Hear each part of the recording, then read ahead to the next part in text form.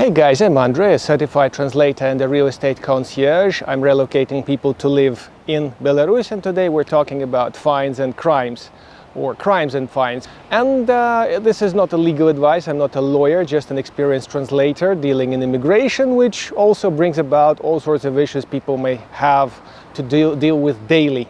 So don't take this video too seriously, but I very much thank those of you who are helping the channel, the patrons on Patreon, and the channel members. The donations are allowing to keep the show going, so let's see what may happen while you're here and which aspects to pay closer attention to while you're here. Spring is parading through the city of Minsk and central Belarus, not yet northern Belarus. The places like Vitebsk are still quite cold and full of snow. North and east are quite full of snow until late in the year. And as we move around, we'll be trying to capture you this wonderful weather and wonderful transition of seasons that actually gets life back here in Belarus. People are smiling more often. Speaking of the violations of administrative code, administrative violations, we can come up with three categories of violations. Keeping in mind that any foreigner living in Belarus on temporary residency permit, only having 5 violations per year before that residency gets cancelled, we have come up with 3 different categories of violations. They are related to traffic, they are related to immigration issues, and something, let's say, creative, because it's neither it's actually almost a crime sometimes. It's definitely enough when you get one such case out of a creative violations to get your charming person kicked out of the country. In my career, I've had all sorts of interesting things, nothing grave, nothing really serious like crime, but I hope some of the information in today's video will be helpful. I hope that in today's video, the contacts are underneath there as usual. You will not be really seriously needing my help in that respect, because I'm not a lawyer. This is not a legal advice. I'm a translator with some basic command of law. So sometimes I may be more helpful than even a lawyer.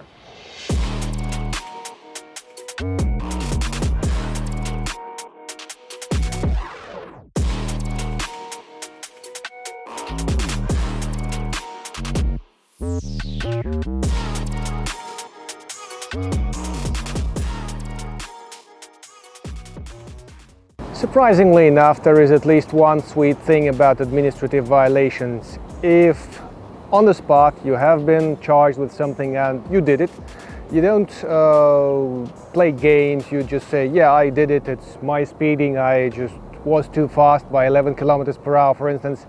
The officer in charge of the process cuts the process into the simplest form, and you are by law to get the smallest fine or the smallest penalty that is designed for this specific violation. And the smallest penalty often, by the way, is reprimand. Actually, it could be written, it could be verbal, in which case it doesn't exist for you.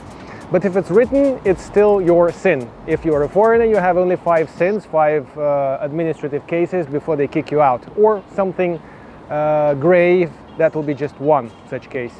Let's go chronologically. You're moving to Belarus, or you're here on a short-term visit, and your first issues will come in the field of immigration.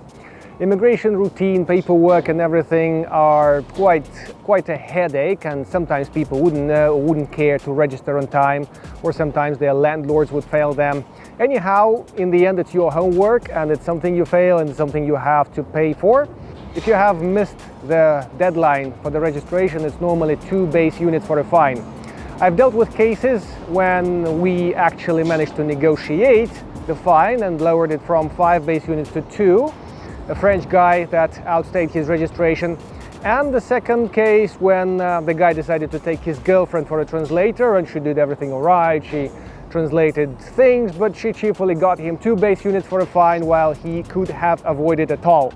So you may opt for your regular translator or some kind of a translator, but if you are dealing with a specialist in immigration working on your side, this might save you money and a little bit of bureaucracy and paperwork.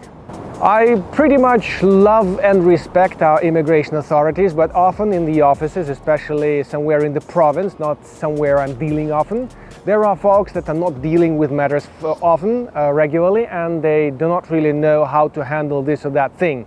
In your worst case, they will be just giving you the worst scenario. In the best case, they might ring up some guy they know, somebody, some colleague or boss that knows everything, and check what should happen in your specific case.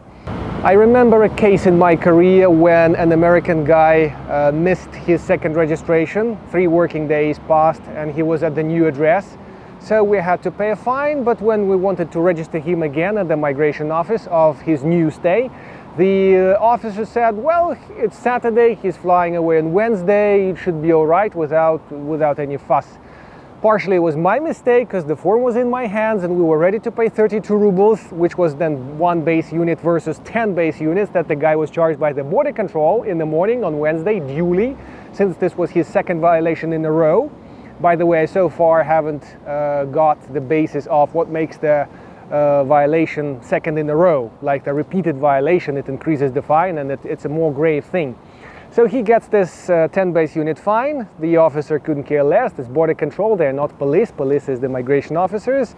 And the 2 departments don't care about each other. The guy flies away, and until this day, this very fine American gentleman, by the way, goes under impression that if he goes to Belarus, he'll be fried and shot at the wall and something ugly would happen to him after all this happens. So that's not true. But such stuff happens and that's regrettable. The next curious thing that happened in the field of immigration is the guy outstayed his 30-day stay, leaving through Moscow. He actually was leaving on his last 30th day, but he was trying to make sure his COVID test doesn't expire. So he left through Russia and violated the visa-free requirements, so he got a 5-year ban. This is something more complicated. He was fined. Next time he flew in here and directly he made the payment, he was kicked out of Belarus. So he approached me with this story and I had to resolve it through the very top echelons of the government. I mean, I don't mean any friendly or otherwise easy connections, everything done officially. Application filed, case reviewed, the guy got his ban lifted. Michael, if you're watching this, cheers. And this is not something impossible, but this is something where you should not get yourself into. Any crisis situation I'd love to deal with should never happen. I'm always telling you that. Try to contact me before you get a mess. Very often people do the opposite, but that makes my job more exciting. Another American gentleman wanted to actually settle in Belarus, get his residency and everything, but geopolitics played against that. So on his 31st day, he decided to suddenly fly away. And my job was to actually arrange the smooth departure because he was taking his 5 a.m. flight or something, 7, that was Turkish flight. And so he had to pay the fine before that happened. So I rang up the Minsk airport with some friends of mine out there in the luggage department. The paperwork was prepared for his arrival. He paid the fine of 5 base units or something and was let out and away without any extended and heartbreaking paperwork. So some things can be resolved after they happen, some things can actually be resolved before they happen. One of the fundamental rules of the immigration here, you are registered to the address where you're living. Belarusians don't care much about it, but for the foreigners it's very much a must. I very much recommend to do this. And in one of the cases, the guy was flagged 2 times, not living at the address where he was registered. The landlord said it's all right, everybody does that. The guy got screwed for 10 base units, and the cops who indicated that's his first and last time if he wishes to hang about here in Belarus, which he does. Well-mannered citizen he is now with Belarusian residency extended, so no tragedy, but nothing that should become a habit. Immigration issues may come up on their own if you haven't paid other fines, and other fines are normally traffic related. So you come up here to the office to extend the registration and your temporary residency, and the officer says, oh sorry, some of your sins, some of your fines have actually gone to the Department of the Enforced Execution. I'm not sure about the term, so please contact them, settle what it is, pay them off, and I need the written paperwork here saying that you're clear and we can basically let you with your new temporary residency. In that case, detective is becoming a bit more complicated, I am becoming a bit more expensive, but of course my objective is to get the job done as fast as possible. So that case where the guy had 4 speeding fines, The fifth could have been his last one. We handled everything almost the same day. Enforced execution is a really bad thing. They are not the fastest guys. And speaking of the speed fines, it's kind of curious because migration cops process you based on your official translation of your passport, and the traffic cops somehow scrap your name and surname the way they can do it best. And of course, a French guy will not sound very French the way they write him down in Russian. So you either want to check your post box regularly, or else, I don't know, have connections that somehow tip you off that you have some kind of fines up your ass, or you just find out about this sooner or later, but then it may be too late. So this is something to keep in mind. There may be fines that you still don't know of, but they already exist and are already on their way to you.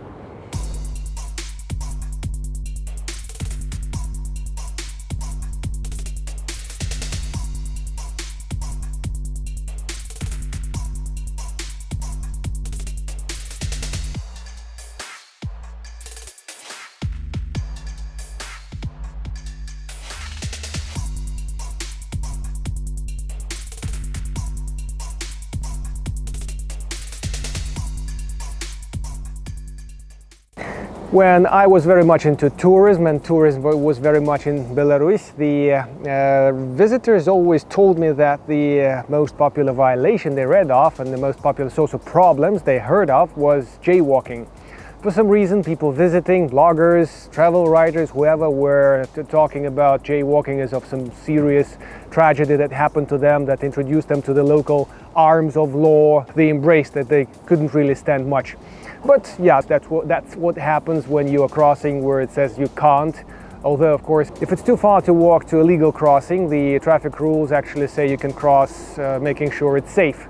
So it's not something the cops care for when they catch you, but obviously you should be reasonable. You should either use the traffic lights or the crossing, or make sure it's safe and the traffic cops aren't there. This way you'll save your ass 1 hour plus, and you'll save them some paperwork and struggle to get their command of English back, whatever basics they had after school. So the smallest issue here is jaywalking, and that gets you the minimal fine of half a base unit, or even one base unit, or maybe even a written reprimand.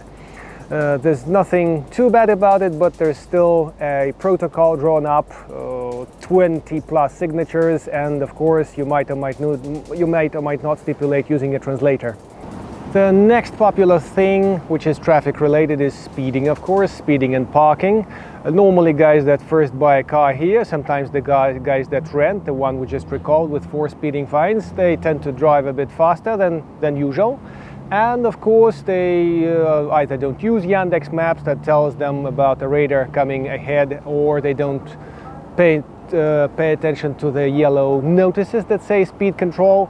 This way or the other, people get a speeding ticket, and normally the ticket coming from a radar is twice as cheap than coming from a patrol. So after speeding, which gets you 1 base unit for a fine if it's 11 kilometers on top of the limit, or 2 base units if it's 22, and so on and so forth. So if you get caught twice during the year with over 20 kilometers per hour over the limit, it's no good. They may take away the license. The good part for you foreigners, you can report the license lost and get cheerfully a new license replacement at home. Of course, it's trickier if you have permanent residency here and you lose Belarusian license. In that case, you really won't be able to play like that.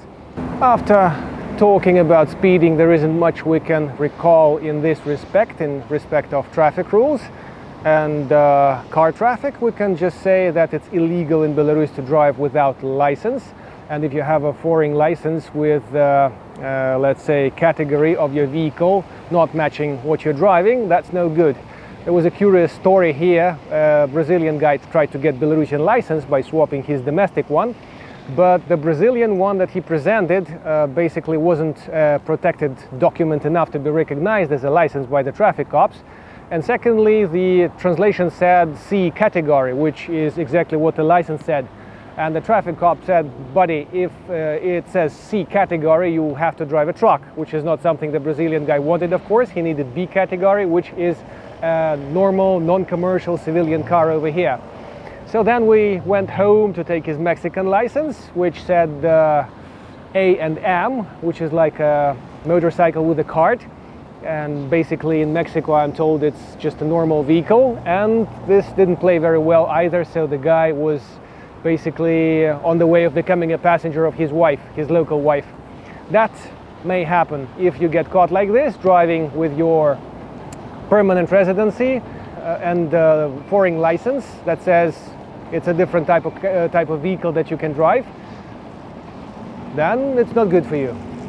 I said earlier that my immigrants, let's say, my refugees from the civilized Western life, were civilized enough not to do anything stupid like drunken driving, but in two cases there were cases of drunk driving.